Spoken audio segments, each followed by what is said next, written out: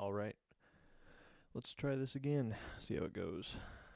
I've changed a couple things since last time. I have a new mic preamp because I noticed there was some pretty bad whining coming from my mic, and that's because I think I was using a pretty shitty preamp before. So that's new as well. I also have a dummy battery for my camera rather than just being USB charging, so hopefully that, I don't know if that'll help with overheating issues, but we'll see about that.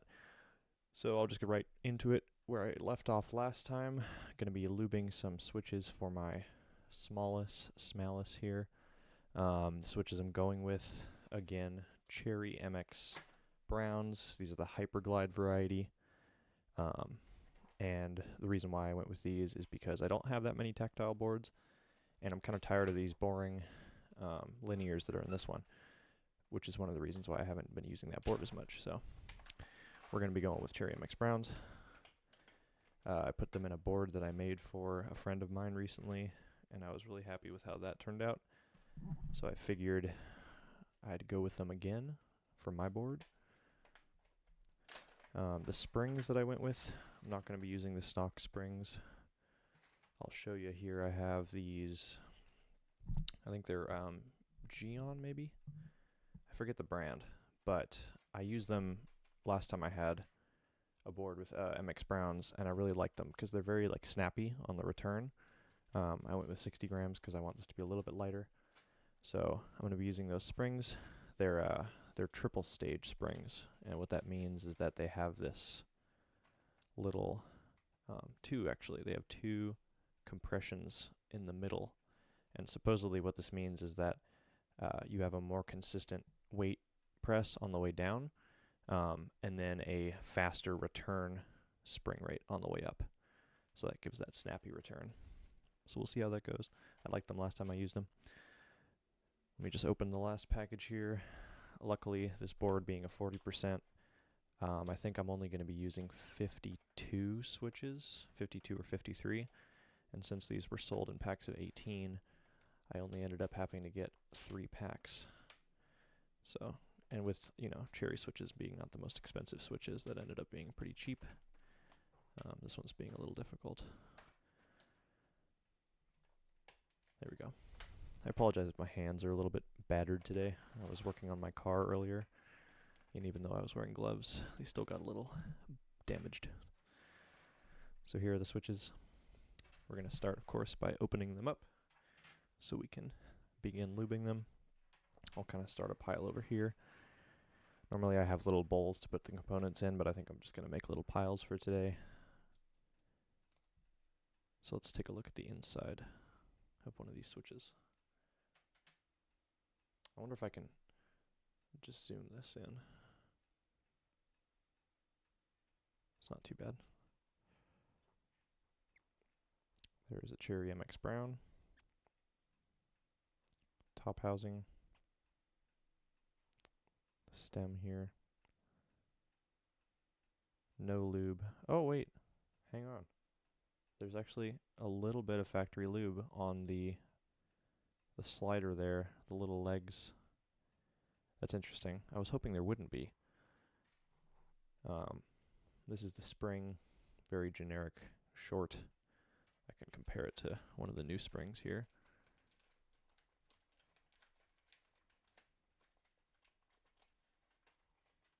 Oh my goodness. Let's grab one here. So you can see the new springs we're going to be using are a good bit longer, and interestingly, that second compression there in the middle almost seems to be at the same length as the original spring. These also just look a lot shinier and nicer. I will put the old springs in this switch bag for now. Don't think I'll be ever needing those again. We will be box, bag, whatever you want to call it, lubing the springs with this little tub here. We'll do that in a second. Alright, let's get a pile going. So I'll go top housings, put the stems over here, the bottom housing down here. Try to make some progress. For the films, we will be filming the switches today. Okay, I gotta find a easier. I'm just gonna leave them over here. Instead of buying new films for these switches, I figured since it's only 50 or so, I will just be reusing some of the switches from previous, or some of the films from previous switch lube jobs. So save a little bit of money there. Hopefully the inconsistency of film brands doesn't affect the sound at the end, but I'm not too worried. This is just a stacked acrylic board after all, so I'm going to zoom this out actually. There we go.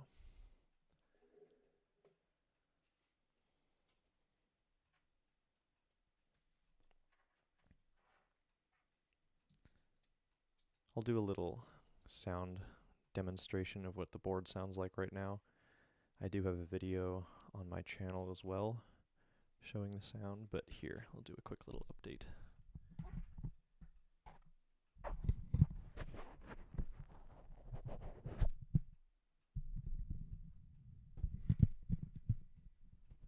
I apologize for all the mic sounds.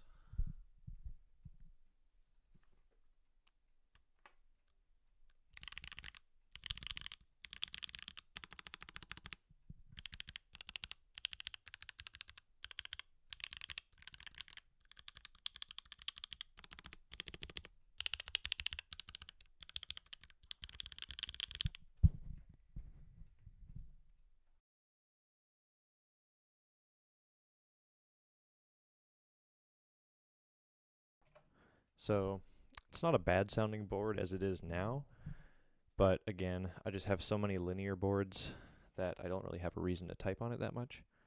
Especially, I'm super worried about the GMK keycaps starting to shine over time. I probably shouldn't worry about it too bad, but you know, it just makes me feel a little weird every time I type on it. I'll show the board that I normally use for just day-to-day stuff and like gaming. It's another stacked acrylic board. This is a stacked 60 from Canon Keys. I'll do a quick sound test.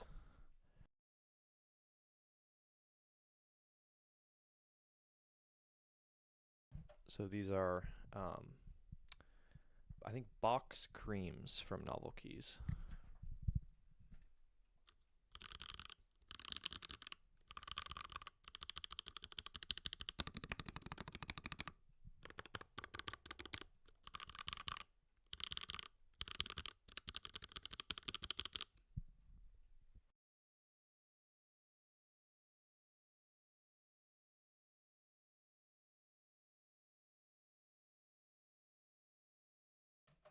So I still have plenty of clacky linear boards in my collection, and so I'm happy that I'm switching this board to something a little bit different. Alright, we gotta make some more progress here. I've only opened 4 switches. I think with the amount that I ended up ordering, the margin for error here, I think I can only have 1 defective switch. And if I have more than that, I might have to dig through some spare switches I have and see if I have any other browns. Because I think it's cutting it a little bit close with how many I ordered. But I haven't had issues from Divinity switches before.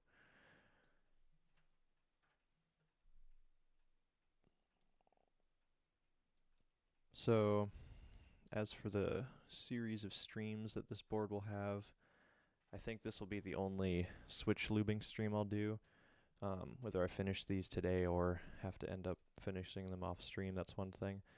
And then, of course, disassembling that board. It's not a hot swap board, so I am going to have to desolder it. That'll probably be a separate video stream.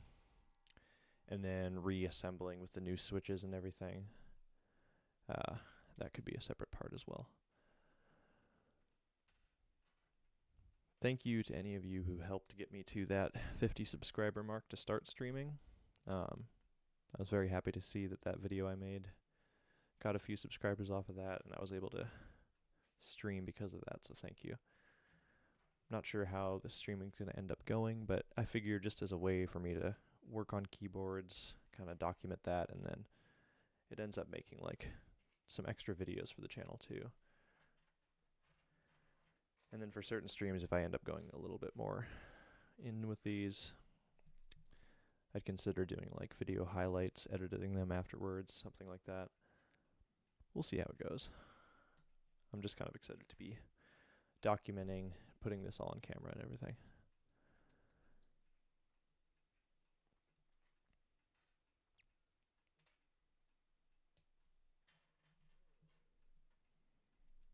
I've had the same switch opener basically since day one.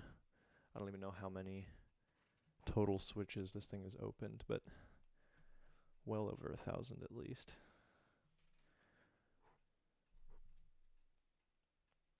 I mentioned I'm going to have to desolder this board. Thankfully, I do have a desoldering gun. It's a Hakko, like blue and yellow one. That makes it a lot quicker. And since this is only 50 switches too, it's not going to be too bad disassembling it. Another thing I'll have to look at, I remember when I originally built it, I wasn't sure if I got the layering absolutely correct, because it almost seems like, okay, maybe I did fix it after all, but at first, you won't be able to see, but through the plate there, it almost seemed like the switch plate that the switches rest on normally was a little bit too low, and the switches were kind of like hanging out above that plate. But I think I might have done something to fix that, because it looks like it's back to normal now. But I got to make sure I do that properly again when I reinstall it.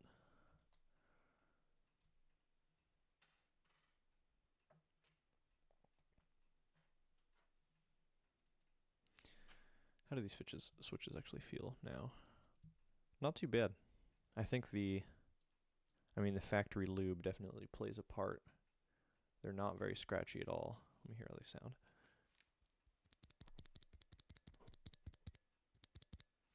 Yeah, that spring noise is pretty bad, but otherwise they're not too bad. So with a proper lube, they should sound pretty decent. And I'm not too picky when it comes to like scratchiness in terms of switch feel. Novelty creams are some of my favorite linear switches, and those are not notoriously smooth. I actually find that overly smooth switches can be a little weird. Like here, I'll bring down a board here. This has just been sitting on a shelf for forever, but this is my SK Ergo. Currently naked without keycaps right now, but these are C3 tangerines, I believe. And they're very, very smooth. Like almost no scratch when you press on them at all. And these sound okay too. I mean, this board isn't a particularly good sounding board, but I found that I'm not as big of a fan of the just super smooth linears. They're nice to have, but I like a little bit of switch feel. So whether that's through a little bit of a tactile switch like the Browns, or a slightly scratchier linear, or even like older switches like these Alps in these older boards, I kind of like that switch feel a little bit more.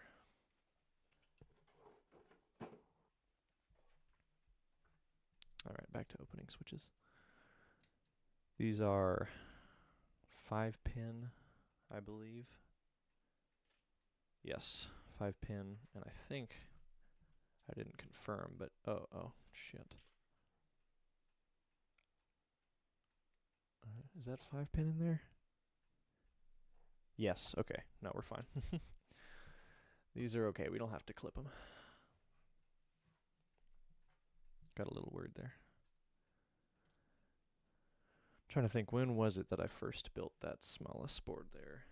I think I got it my senior year. So, or was it earlier?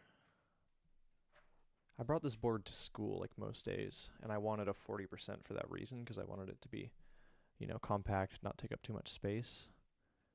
And I actually got pretty used to typing on it for a while. I was able to get all the number combinations. Now when I try to do it, I have to remind myself, but that was my daily driver at school at least.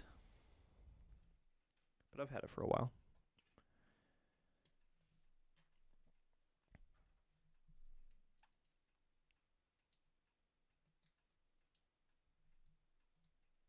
The last board I built from scratch was my auger. I'm just grabbing it right here. This was kind of my first. It is my first end game board, so to speak. Oh man, this board feels nice. I'll give a little sound test. Sorry about that. I hit the microphone on the tripod there. 1 second.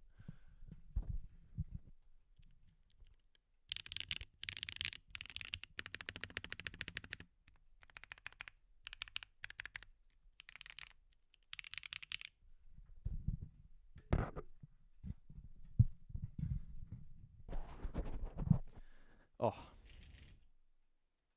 this thing is nice. I just got a low battery on my headset warning. But the real impressive thing about this board and the way I have it configured is the amount of flex that you can see there. I'm not sure if you can totally see, but you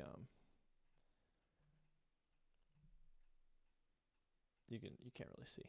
It's got a lot of bounce to it, is the point. It's got like a half plate, which means that the like center switches don't even have a plate underneath them at all. So that is my only like proper gasket mount sort of board, other than just like stacked acrylic. But then of course the majority of my collection are vintage boards like these, so those you don't really have to build as much. But for custom boards, I've got just a few. I haven't really been keeping up much with the whole what's available out there group buy scene for keyboards these days. I used to be on that Mech Group Buys website like every morning checking what's out there, but I haven't really kept up with it recently, just because I've been getting more into the vintage boards, as I mentioned. But I wouldn't mind doing another proper custom build again. I was kind of thinking about whether I should do one of those for the first stream here, but I thought rebuilding a board would be nice. And that's almost the same thing as doing a proper custom build from the beginning. I was thinking about maybe switching out the keycaps on this board. This is GMK Future Funk. And I think it looks really nice because you have the pink accents, and then the board actually has that like rose gold sort of undertone. So it matches quite nicely, but there's probably some other sets that would look good. Maybe like a green even, maybe like a eucalyptus green against the pink. I wouldn't mind some PBT keycaps for this. The ABS is a little more high-pitched on that board. We'll see. I'll keep an eye out. So far, no camera heating issues, and it's certainly been longer than I've streamed last time, so I think that dummy battery might have been the solution there. And then in the future, potentially even by the next stream, I'd like to have this camera set up as well. Because the Sony that I'm using now for the top-down, it's got like full autofocus and everything, and it can actually connect to my computer just through a USB connection, and I think I can still get 1080p footage out of it that way. And then I could use the capture card I have for this older Canon. Maybe that could be the static top-down camera, and then I could do something else with the Sony.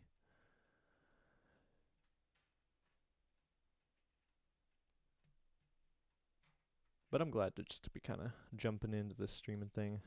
I've thought about doing it for a while, but I've got the proper equipment and everything, so might as well give it a go. And I'm switching jobs now too, so my schedule's going to be a lot more consistent. And hopefully with that, that can mean I can rely on a somewhat more consistent schedule for other things, like if I wanted to stream more often or do more videos, that sort of thing. Because I just love doing it so much. And it's one of those things that the more you do it, the better you get at it, and you learn more things. And that's exactly how I like learning how to do stuff, is just through practicing it in the real world. So any opportunity to do that more is excellent.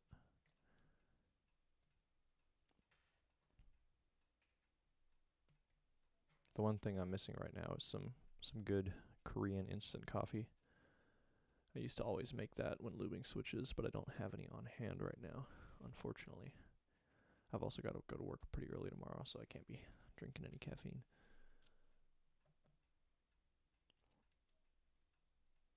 I don't think I'll do I don't know. I don't think I'll do a stream highlights of this stream, just because going through this sort of stuff and finding the right moments to put into a video can be pretty time consuming. But at the same time, I don't think anyone's going to necessarily want to just watch through a whole previous stream footage. I don't know. We'll see how it goes. That's kind of my whole mindset going into this, is just trying to put it out there, see what happens. Not really worry about behind the scenes too much.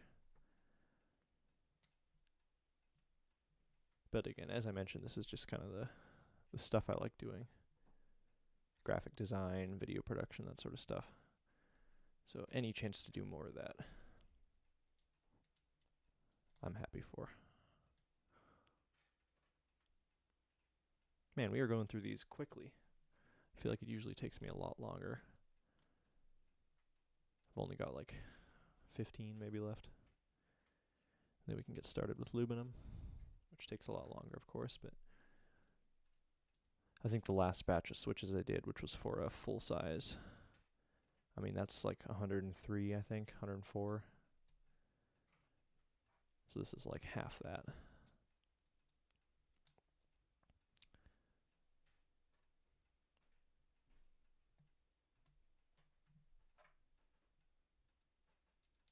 I am wishing that I got a proper set of films for these switches, because I am a little worried that using the different types we have here. What do we got? We got a desk keys. These look about the same.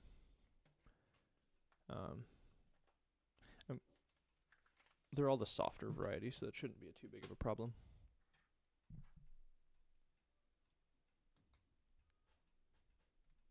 And again, the sound consistency on these stacked acrylic boards is not perfect anyway, so.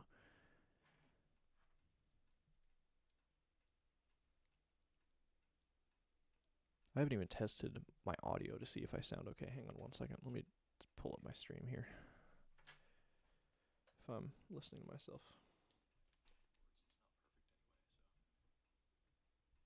Yeah, it sounds alright. I'm happy with this cap card, or not cap card, but the preamp thing I got. It's like a Shure branded, just XLR to USB preamp all-in-one thing. And compared to the whatever like $20 Amazon unit I had before, I'm glad I ended up investing in this one, because it does sound a lot better. And I get the direct to monitor through it.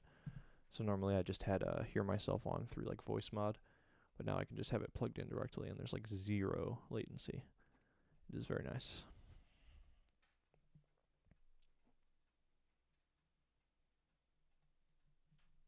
Is there any lube on the bottom housing? Maybe just a little from the legs on the metal contacts. What do we got here? 6 left.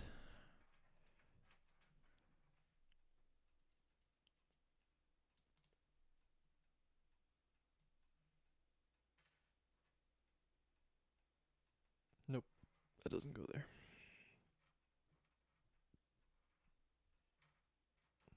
Please, thank you.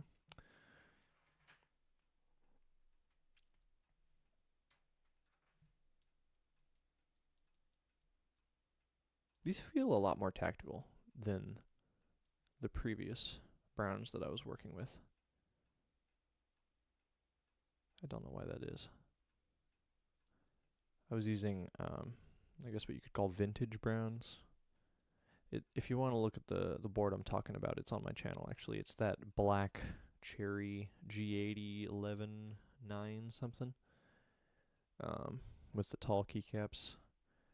That was a build I did for a friend of mine, and I just used the browns that were in the board when I got it. So they could have been worn in a little bit more. That might be why they felt a little squishier. But I'm usually a fan of the tactile feeling that browns give. The only other proper tactile switch that I've even worked with, other than I think maybe I had like cherry grays or silver tactiles at one point. Yeah, clears, MX clears. But other than that, it was Zelios, like V2 Zelios from Zeal PC. And I really was not a fan of those at all. They had the tactile bump kind of more towards the top of the key press when you like first press it, and then the rest is just smooth. This is a little more of a, you have a travel before pressing that tactile. I like that a lot more rather than the immediate one out of the Zeals or whatever.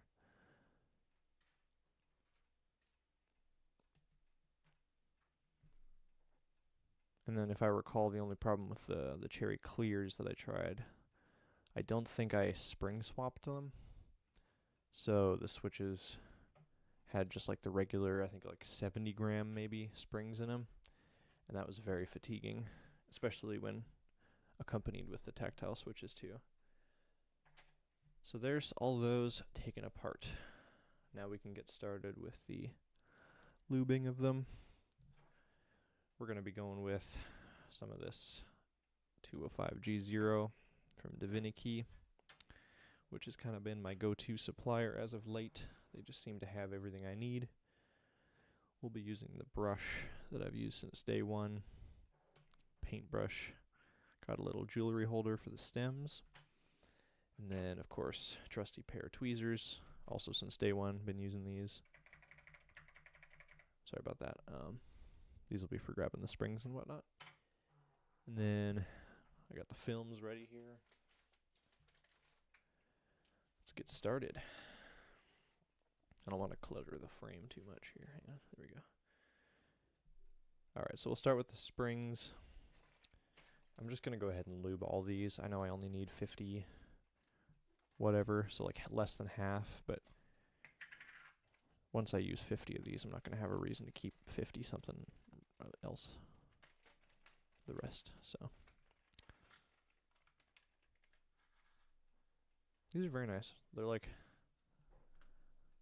they are silver. At first they almost seemed like they were a little gold, but it does look like they're just a nice silver, very shiny, very long. We'll give them a solid amount of lube. Looks like it's actually getting time to order a new jug here. Don't have much left. These are some pretty heaping globs I'm giving them here. That should be more than plenty. So you can see there, 3 globs along the side.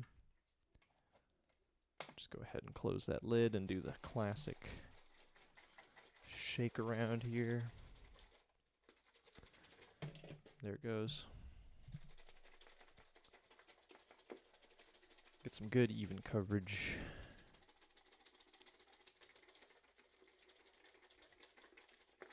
These sleeves are way too short.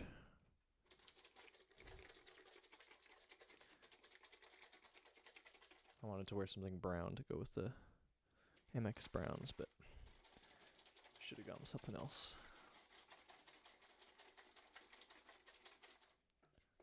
Alright, that looks pretty good.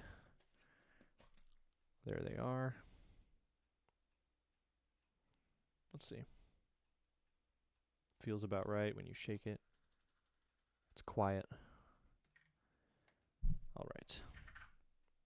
What I usually like to do is do a test switch. Just lube one, complete one to start, and then that way you can kind of compare. I usually do like batches of 5 at a time after that. Alright, so this only has what, like 3? This one's basically empty. I don't know why I kept this. This one has like 7 or 8 left.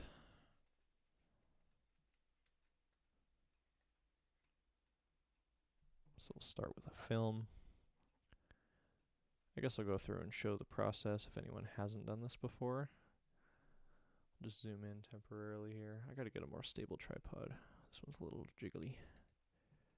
So what I just did there was take the film, place it over the switch, usually the thicker side of the film, with this little notch. That goes towards the side with the metal contact. Just kind of goes over the sliders there. Rests pretty flat. Then after that, you can take a spring. Nope, what am I doing? Okay, it's been too long since I've lubed switches. I'm going all out of order here. The next step after doing the films, which you can do the films at any point really before the stem, but we gotta lube the bottom housing. Totally forgot about that. So you just want to get, regular amount of lube to the point where it's wet but not gloopy. I usually do a couple strokes on the inner walls of that slider mount. It's been a while since I've actually dealt with the proper vocabulary, so forgive me if I'm getting these terms wrong. Then I like to go around the center spring, pull, and then we use whatever's left just to brush up on those metal contacts where the stem makes contact. At this point we can grab a spring, mount it right there on the center pole. Then I'll set the bottom housing down, grab a stem with our little stem holder here. You can also use tweezers. Re-lube the brush, about the same amount of lube that you used for the bottom housing.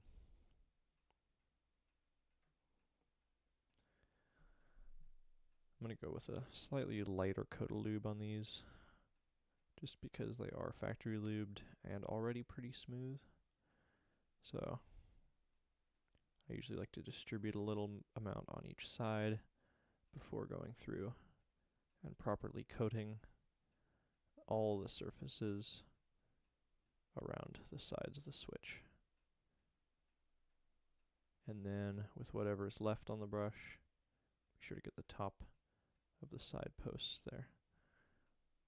I'll go around the spring post in the middle, place it on top of the switch there. Sometimes it falls down if you don't hold it up.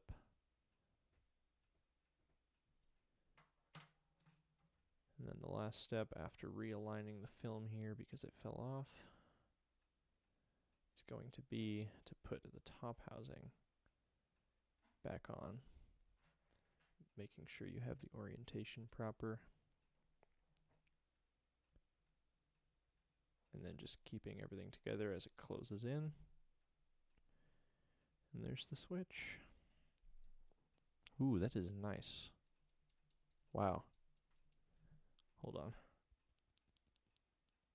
That is properly smooth and quiet. I'm gonna do a little sound test here.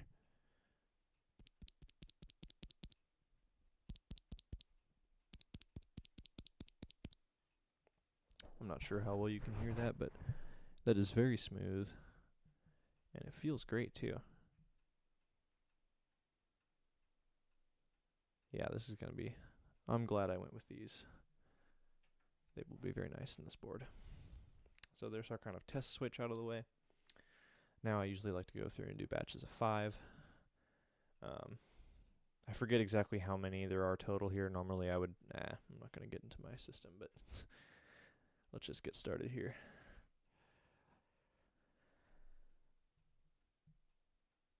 I apologize if I'm not able to continue the dialogue continuously. That's not a strong suit of mine, but I will attempt to keep this as entertaining as possible as I go through with these. Normally this is just a very, very meditative activity. We just get into a rhythm, just go through it, all the steps. Maintaining that consistency is the important thing. with the amount of lube that you're using and the way that you're applying it. It can be easy to, especially if you're doing this for your first couple of times, start by being very detail oriented and then kind of begin to rush over time. And then what'll end up happening is that you get an inconsistently lubed batch of switches, which is not what you want for sound characteristics or typing feel.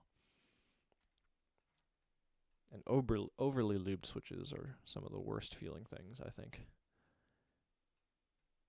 Way worse than just stock scratchy switches.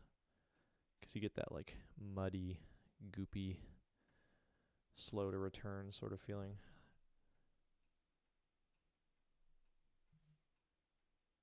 But after you do a couple batches, you kind of find that proper balance. And which switches you're lubing also will depend on how much lube you're using. As I mentioned with these, they are definitely a smoother switch out of the box because of that factory lube. So I'm not adding all that much on top, just enough to assist what was already there, fill in any of the blanks. And then of course the new springs and the lubing of the springs. That is one of the most important things, I think. Like if you don't want to lube switches at all, if you can just get around to lubing springs, that will definitely make an impact, especially with switches that have loud springs from the factory. And that could just be more of a specific use with Alps, these older boards. They have really bad spring sound. So even though from what I've heard there's not that many effective ways to lube Alps switches, I always take them apart and just lube the springs. So you get rid of that pinging sound that you get. And that makes a big difference.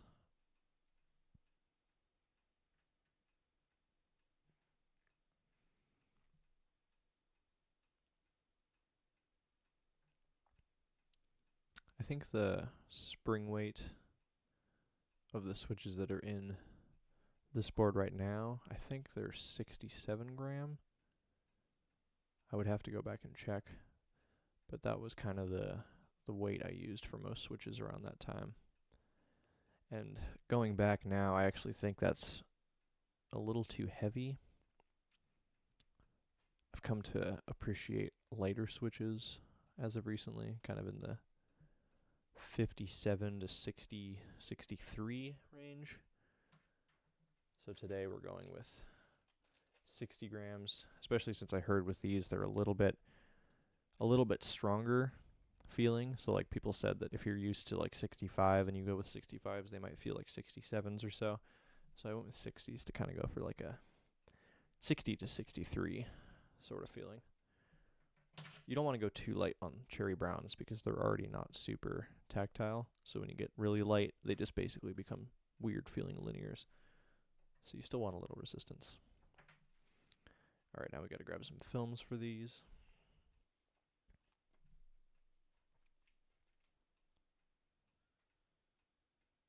I really should get some RTX switch films, which are those like hard plastic ones.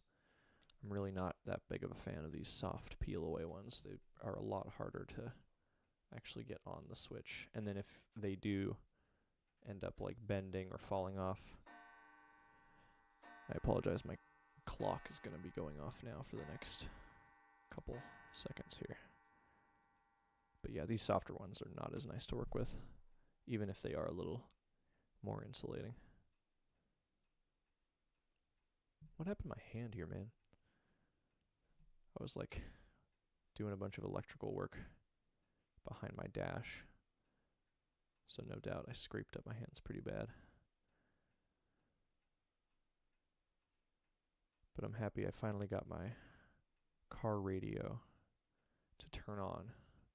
I just ran new power cables for all of the connections from the constant power, switched power, and then a new ground. So now I've got at least the head unit to turn on. And then the next steps are going to be connecting those, what are they called? RCA cables to the back of the car and then powering the amp and then hooking up the amp to the speakers. But I've made some progress on that today and that felt good. Pretty soon I'm going to be bumping with my subwoofers again.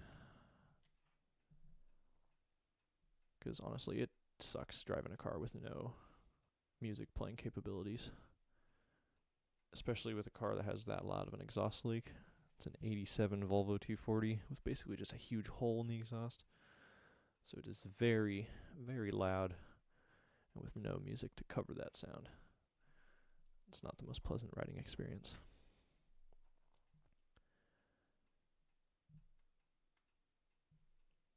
Then I also got to figure out a proper subwoofer box setup. I haven't decided whether I'm going to try to build one or just buy one and put it in the trunk. Got to figure that out.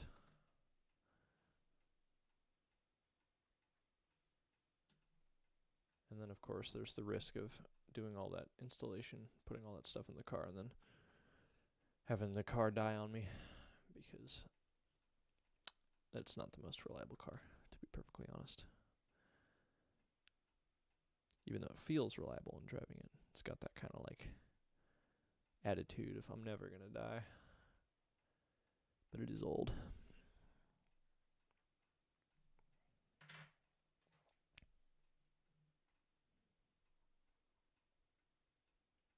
Alright, getting close on this first batch here.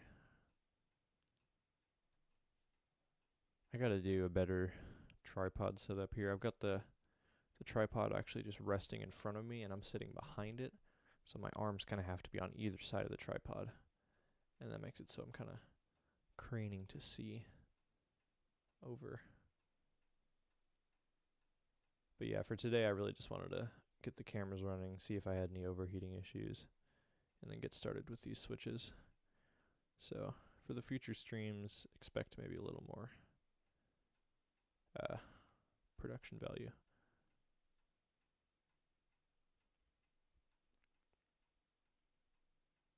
And I'm still not sure on a proper schedule. A lot of that will depend on what I actually have to stream about. I mean, I've got enough keyboards to pretty much have something to do no matter what. But I don't know if I want to be. I'm not totally sure about streaming other sort of stuff. I thought about maybe doing some like photo editing, maybe even video editing streams. Let me know what you guys think about that. Feedback is very appreciated in these early phases here. But then of course at the end of the day I'm kind of just going to do what I want to do. Because the main reason for this really is I'm realizing that it's so nice to have video, especially documentation of just your life. Like if you have the means and the knowledge to like actually film and edit stuff, even just going around and like filming just like the stuff you do, going on vacation, working on cars, that sort of stuff. If you put the time into actually like editing it and putting it together in a consumable format, it's not just footage, you know, like a lot of home video stuff, but you end up going back and watching it and being very thankful for having it, because it's almost like you get to experience it all over again when you have a properly documented and edited depiction of that time in your life. So my philosophy is just to try to film more, edit more, and an easy way to do that is just through streaming, because all this gets saved anyway. So it's just kind of me doing my thing. And then if I wanted to edit it later, I've got that option. I just like that idea.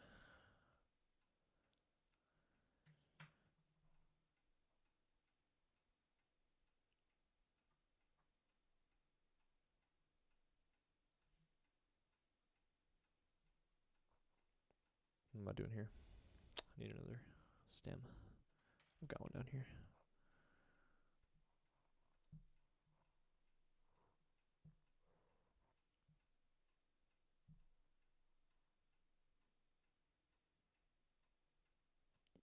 It was last night. I had literally just got my paycheck in, and I was thinking about buying this hat that I found on eBay. It's like a vintage F1 Mugen Honda F1 team hat in this like corduroy blue. But the kicker was it had a Gauloise blonde emblem on the front, because I guess that was one of the sponsors of Mugen at the time. And those are my favorite cigarettes. So that was like such a cool combo that it had the Mugen Honda F1 racing stuff with the favorite cigarette brand. But then I was like, okay, I need something useful. So I bought that mic preamp instead. And I'm honestly pretty glad I went with that, because that was just something I needed, to be honest. The preamp I had before was way underpowered for this mic that I'm using. Here, I'll show the hat I'm talking about real quick.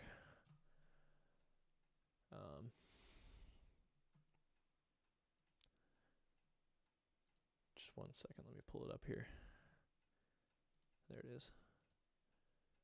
Listing was ended by the seller. Hang on. Oh no, it's gone. Wait, that's no good. Pause. Let me see if I can find it.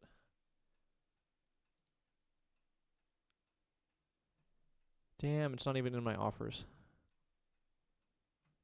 Okay, well, never mind. But it was a very cool hat, and if I see another one for sale, I will think about getting it. Did I finish this one? No.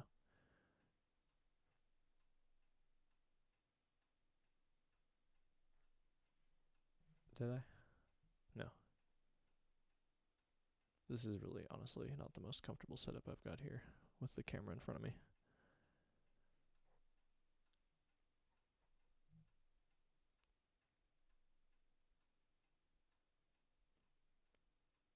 I did just reset up my desk, though, in a way that I have space on the side that I'm sitting on as well as the other side.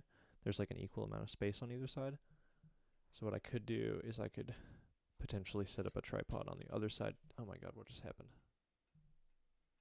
Something fell on the floor. Hang on. What am I missing here? Oh no, there's a stem gone. Damn, this is all falling apart right now, chat. Please.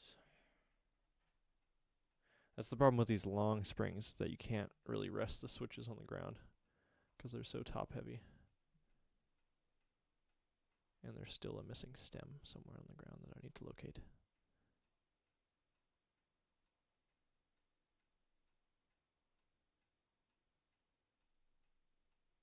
Thank you. Just stay for a second. Nope. All right. Where did it go? There it is.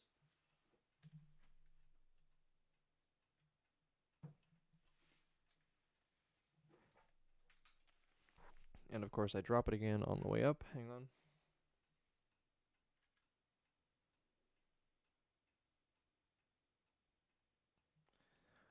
The amount of hairs that this thing just picked up. If you have a cat, just forget about any concept of keeping things clean.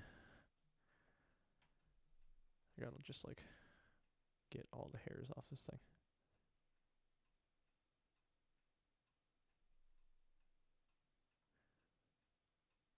This sucks.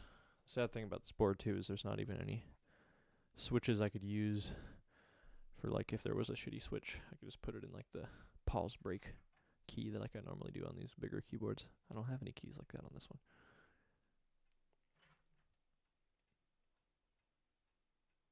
Everything was like all coming together. I had it. Is this literally this whole switch fell apart? Damn.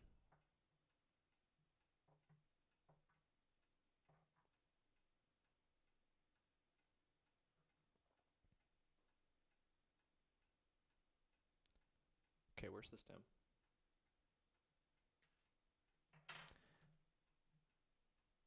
Is this lubed? No, it's not even lubed. Where's the lubed one? This one's lubed, but no, but this one I need to re-lube. And there I knocked over another one.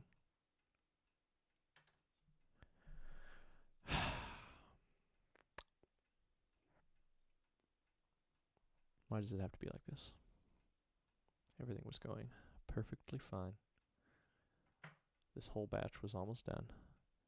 And now every single switch. And look at this now. There's a big glob of lube on the back of the stem. Is this an unlubed stem? It is. It's not even lubed. And I'm trying to put it back on the switch. What is going on? I've lost it. Keyboard cancelled. Alright, this one needs a stem.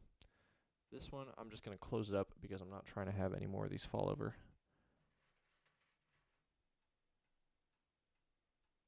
It normally doesn't go like this, I promise. At least these switches, unlike the ones I was using before. Okay, that film is on the outside of that switch. I don't care. I don't have time for that. They don't have those little extra, like, what's it called? N key rollover pins that they needed on the older boards. Alright, so there's 2 done. I don't know how long it's been, but wow, I've been streaming for an hour. That is hard to believe. And I've got 2 switches done.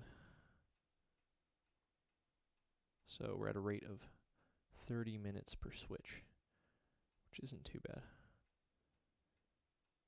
That just means it'll be about 24 hours till I get this done. Alright, I'm closing this one up too before it escapes. That's backwards. I also may or may not have to sneeze in the upcoming seconds here. We'll see how it goes.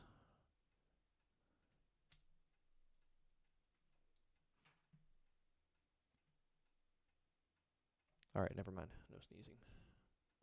So, what happened here? This one fell over. But it's lubed. Yes.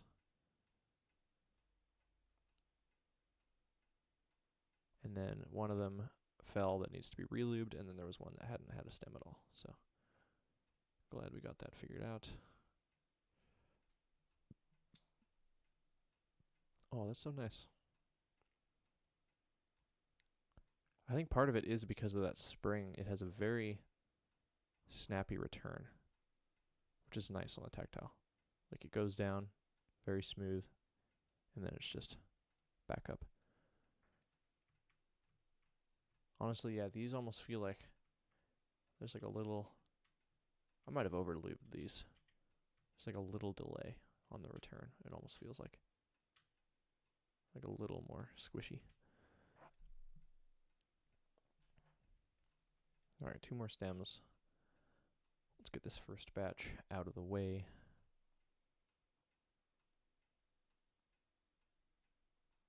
That's a little too much.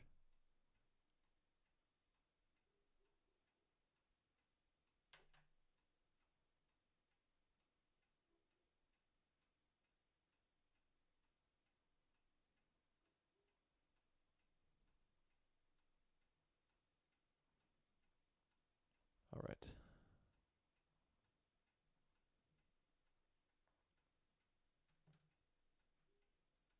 What I should do with all these is just close them up as soon as I get the stem on.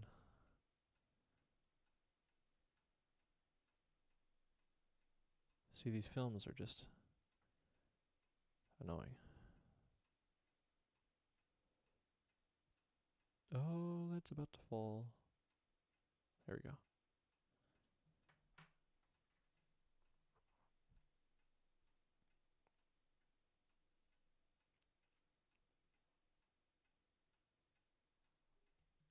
Alright, last one in the batch here. Oh, that doesn't feel right. Nope. Something's wrong with that one. That is weird. It's got like way too much resistance on the start, but then the rest of it actually feels, no, something's wrong. Oh yeah, it looks like the film might have gotten on the inside. Yep. Something to do with the film there for sure. Hopefully that didn't damage anything else on the inside of the switch. Again, I can only afford to lose like one of these at most with how many I ordered. Alright, I'm going to try to reuse this film.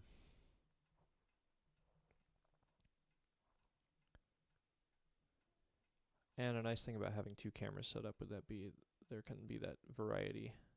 You're not just looking at the same top-down shot. Okay, that feels a lot better. There we go. That's nice. Alright, last one here. In the first batch. See, this one looks like it has lube on it too. Just on the back side.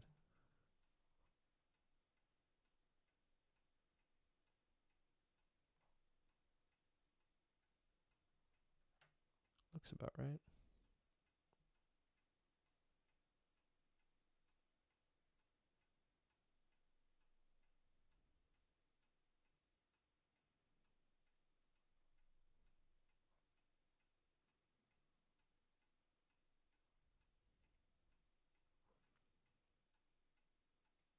I like the tone of brown that they used for these switches. It's a very nice, warm, kind of chocolatey milk chocolatey brown.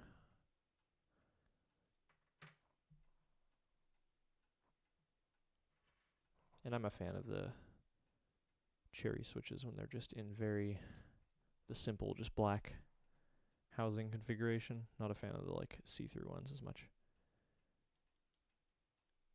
Alright, that is a pretty good, consistent feeling batch of switches there.